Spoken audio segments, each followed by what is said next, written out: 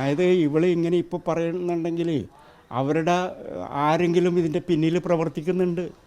ഒരു സമ്മർദ്ദമുണ്ടായിട്ടുണ്ട്, ഒരു പക്ഷേ ഭീഷണിയും ഉണ്ടായിട്ടുണ്ടാവാം. അതിൻ്റെ അടിസ്ഥാനത്തിലാണ് അവൾ ഇപ്രകാരം പറയുന്നത്.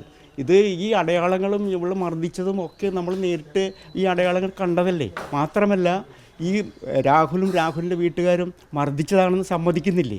പിന്നെ ഇപ്പോൾ മർദ്ദിച്ചതല്ല എന്ന് പറയുമ്പോൾ അത് ഒരു സമ്മർദ്ദത്തിൻ്റെ വിധേയമായിട്ട് തന്നെയാണെന്ന് നമുക്ക് ഊഹിക്കാനല്ലേ ഉള്ളൂ, ഏതൊരാൾക്ക് ഊഹിക്കാനുള്ളൂ. മിസ്സിംഗ് ആണ് എന്ന് ഞാൻ ഇന്നലെയാണല്ലോ ബോധ്യപ്പെടുന്നത്. അതായത് അവിടുത്തെ മാനേജറെ വിളിച്ചപ്പോഴാണ് മാനേജർ പറയുന്നത് 3-ാം തീയതി മുതൽ 21-ാം തീയതി വരെ ലീവിന് അപേക്ഷിച്ചിരിക്കുകയാണ്, ഓഫീസിൽ ഈ ആഴ്ച വന്നിട്ടില്ല. അപ്പോഴാണ് ഈ കുട്ടി ഇവിടെയും അവിടെയും ഇല്ലല്ലോ, അപ്പം മിസ്സിംഗ് ആണ് എന്നല്ലേ ധരിക്കുക. അപ്പോഴാണ് മിസ്സിംഗ് ആണെന്ന് മനസ്സിലാക്കിയിട്ട് ഞാൻ പോലീസ് സ്റ്റേഷനിൽ പരാതി കൊടുത്തിട്ടുള്ളത്. തുടർ നടപടിയിൽ ഇപ്പോൾ പോലീസ് അന്വേഷിക്കട്ടെ, അവളെ കണ്ടെത്തണ്ടേ. അവളെ കണ്ടെത്തണം, ഈ രാഹുലിനെ ജർമ്മനിയിൽ നിന്ന് പിടികൂടണം, ഇതൊക്കെ ഉണ്ടല്ലോ, അങ്ങനെയുള്ള നടപടിക്രമങ്ങളുണ്ടല്ലോ. അത് നടന്നുകൊണ്ടിരിക്കുകയാണ്. എനിക്കറിയില്ലായിരുന്നു അത്. ഞാനത് ഇതിപ്പോൾ പറയുമ്പോൾ കേൾക്കുന്നു. ഇതിക്ക് മുമ്പ് ഒരു ചാനൽ ഞാൻ പറഞ്ഞില്ലേ, അവർ പറഞ്ഞപ്പോഴാണ് ഞാനിത് അറിയുന്നത്. പക്ഷേ അതിനുള്ള സാധ്യത ഇല്ലെന്നുള്ളതാണ് ഞാൻ വിശ്വസിക്കുന്നത്. അതാണ് ഞാൻ പറയും 28-ാം തീയതി ഞാൻ അവളെ കൊണ്ടുവന്നാക്കുന്നു. 28-ാം തീയതി എന്ന് പറഞ്ഞാൽ ചൊവ്വാഴ്ചയാണ്.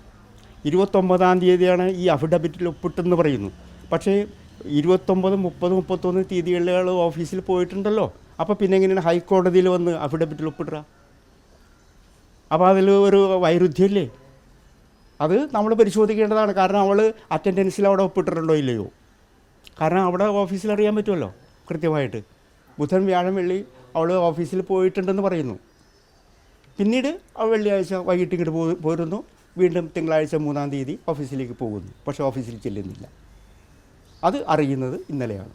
തിരിച്ച് വരുന്ന ദിവസം അവൾ കാര്യമായ വ്യത്യാസം കണ്ടില്ല. എങ്കിലും ഒരു മാനസിക സംഘർഷം അവളിൽ നേരത്തെ തന്നെയുണ്ടല്ലോ. ഈ സംഭവം നടന്നപ്പോൾ സ്വാഭാവികമായിട്ട് ഏതൊരു ആൾക്കും ഉണ്ടാകാവുന്ന മാനസികമായ ബുദ്ധിമുട്ടുകൾ ഉണ്ടല്ലോ. ആ ബുദ്ധിമുട്ടുകൾ അവൾക്കുണ്ട്.